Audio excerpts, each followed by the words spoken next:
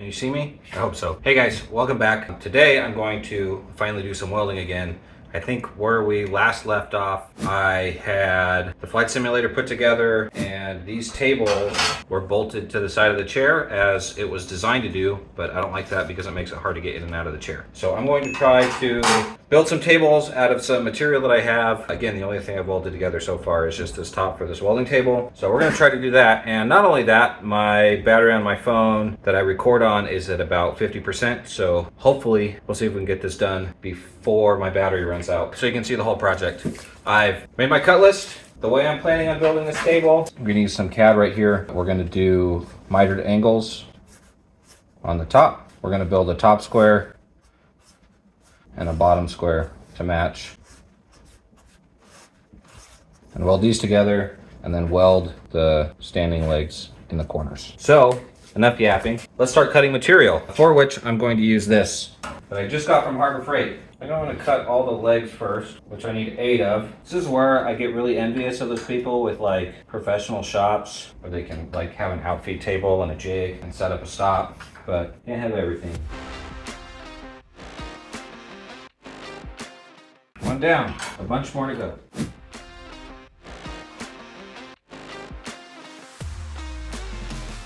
So this thing is actually turning out to be really nice. This is from Harbor Freight and it's $100 and it turns your handheld bandsaw into both a chopping bandsaw and a standing bandsaw with a little plate that they include. I don't know if you remember when I was trying to build a welding table, trying to make sure all my cuts were straight, it was really a pain. This would have come in clutch. But it's making really nice cuts so far. I just put it together yesterday. This is actually the first time I used it. So here's all of the spacers in between the tops and bottoms. So now it's time to cut the mitered corners. It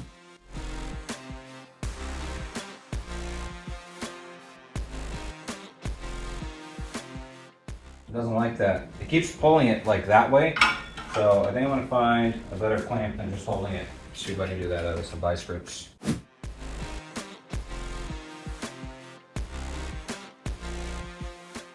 Man, I hope I have enough of this material. I'm gonna have to move you because it's gonna hit that. Let's go right here.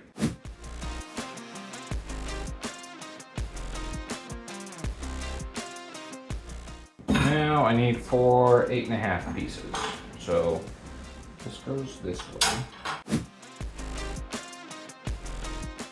All right, this should be enough for one full table, top and bottom. So the goal is to line up with those holes and then 4 of these. All right, I think that works. I also think my measurements were good. So let's cut the pieces for the other table, and then we'll start welding everything together. 4 hours later. Well, it's about 4 hours later, and I should have worn gloves because one of the pieces of the corners caught and then ripped the cut edge through my finger, and 4 stitches later, you know, lesson learned. See that sharp burr on the edge? That's what I caught my thumb on. Ended up getting 4 stitches, but I got all the pieces cut, so now I gotta clean up a little bit and then get ready to weld. So we're going to do that with what's inside that box. So I don't know what happened with this, but I think Home Depot screwed up because in this box is the kit they were advertising online for the right angle die grinder, the straight die grinder, and 2 of their high output 12-volt batteries. And when I clicked on it, it was $320. This kit has since gone up to $540, which makes sense because these usually retail by themselves for $200 each, and then these are about $100 each. So I think they screwed up, but they honored their price when they sold it to me. So we're going to, I'm gonna put some gloves on so I don't tear these stitches out on this hand, and then we're gonna clean the burrs off of those pieces of metal. I do wish I had a belt grinder or a benchtop grinder instead of these, but you know, eventually that'll happen. I need to find out where I'm gonna put them before I get them though.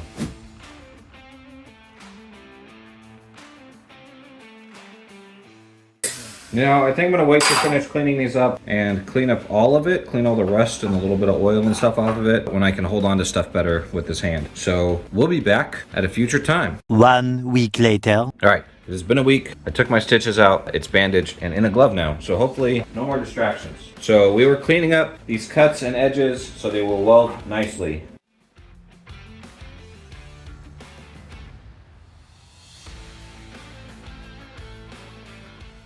I don't like this pad. It's like ripping to pieces. Let's find something else we can use to clean this up with. Let's try an angle grinder to chamfer these edges and clean these burrs off. All right, let's get this done because I would really like to play GCS.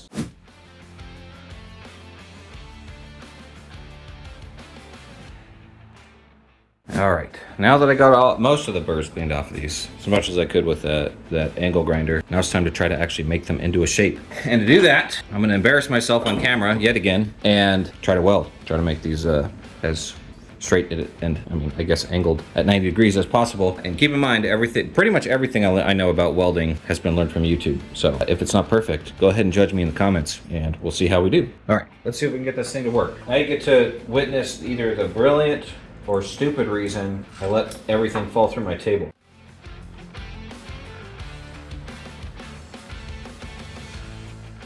Remember, I have a welder. I am not a welder.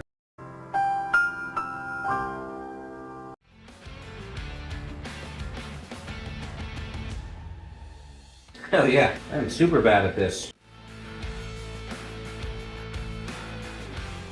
It's hot, super hot.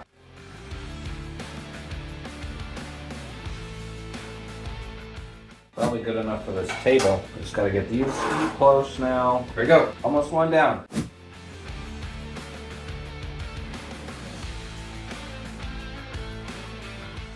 Grinder and paint, grinder and paint. Look, I have one that almost looks, where is it? Almost looks halfway decent, except for it doesn't follow the seam. Oh well, we try, and then we learn, and then we try again.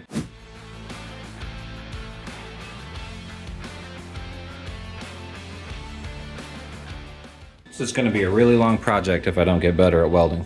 All right, let me know if it's just me that starts projects that should be seemingly simple and fast, but they end up taking weeks or months. Of course, I've been wearing this the whole time, but it's now like 2 weeks later because my kids decided to enter a Pino Derby and I had to build those. I didn't have time to record it because they need to happen fast. But the only thing I have done still is this rectangle. So let's see what we can do about that. So in an attempt to make these the exact same size, besides having all my pieces cut, I am going to try to clamp them like this to hold them in place with each other. I don't know if this is a dumb idea or not. It probably is. But whatever it does should make both of these pieces the same amount of imperfect, ideally. Those 3 pieces line up all right. Then I will shave this piece down until it fits in the right spot.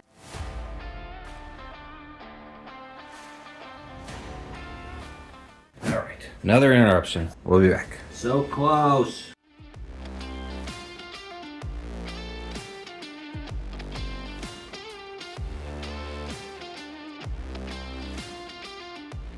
A couple of these spots I gotta fill in a little bit and then regrind so I don't go too far in the base material like I did on this one.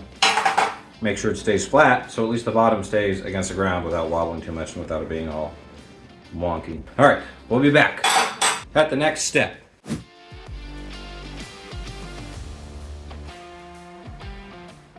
Alright, you guys will probably never guess what happened, but as you can see, these welds don't look as cold and they're not nearly as pily as the other ones. Secondly, I actually hit the mitered corners. What you won't believe is that I found this setting on the side of this helmet to actually adjust how dark the lens gets so I could see when it was arcing. What a novel idea. But also I turned down my wire speed a little bit and now I don't have those big piles anymore. So now I shouldn't have to spend as much time grinding. But grinding I still must, because besides actually hitting the lines and having the welder hot enough, they still pretty much look like I actually need to fill in a spot that I missed that I couldn't see.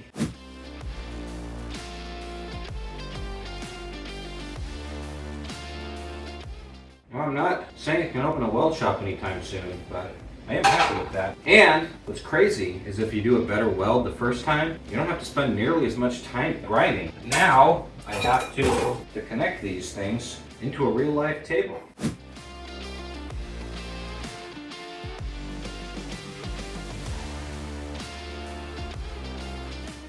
Now I'm going to do some wire brushing.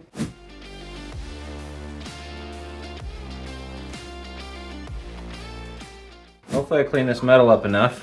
I could probably use brake clean on it and wipe it down, but I don't know if I feel like it.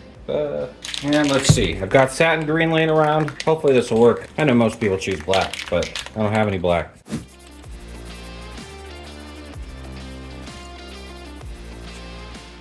Yep, I'm gonna have some drips too, but it's pretty dry here, so we'll wait for that. I'll paint the other one, and then we'll get back when we put the tops on. Okay, unfortunately, my green spray paint can clogged up. I won't spray anymore, and there's still stuff in there, which is unfortunate. So things like this, oh, you can't see that. One sec. Things like this aren't going to get painted unless I use a different color and repaint all of it, which is okay. I'll have to figure that out. But before I go any further on these, I want to make sure that they're going to work for my intended purpose. So these are, as you see from the title and thumbnail, for my HOTAS controls. This one over here is for the throttles, and this one is for the flight stick. So let's get those out and then make sure that these, I'm going to put feet on them to make sure they're level. Let's make sure these don't tip over while I'm trying to use the throttles, which they might. It's a little wobbly, but it goes through the full motion without getting caught. All right, I think that's going to work, which is the one I was worried about. All right, now the test for the big guy, which I am not really worried about. Oh yeah, that works pretty good. Cool. Let's get these things finished up. Alrighty, I have these plugged in now, so I'm going to try them tomorrow in game before I make a final judgment saying that these have a big enough footprint. If they don't, if I start being too aggressive with them and possibly threatening to knock them over with my gameplay, then I will work on something to be able to fixture them a little bit better, maybe even just a bigger footprint on the floor so I don't knock them over. We'll come back after that. Many hours later. All right, I played a couple hours of DCS on this, and the biggest problem I had, see, this does pretty good, is on this side. It's a tiny bit wobbly, but moving forward and back works perfectly. So since I can't make these precise, I'm gonna make them adjustable. I'm gonna add some bolts as feet on the bottoms of these so I can make sure that it sits evenly on the ground so it doesn't do that. All right, next step.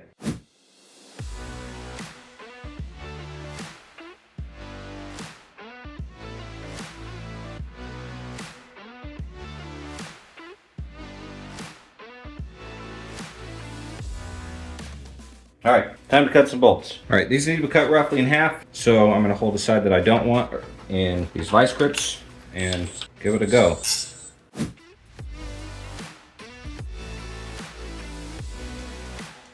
So I'm still working on a way to be able to mount like my vise and a bench grinder and stuff to the side of my table. If you have any ideas, let me know. I will gladly take them into consideration to make this kind of stuff a little bit easier.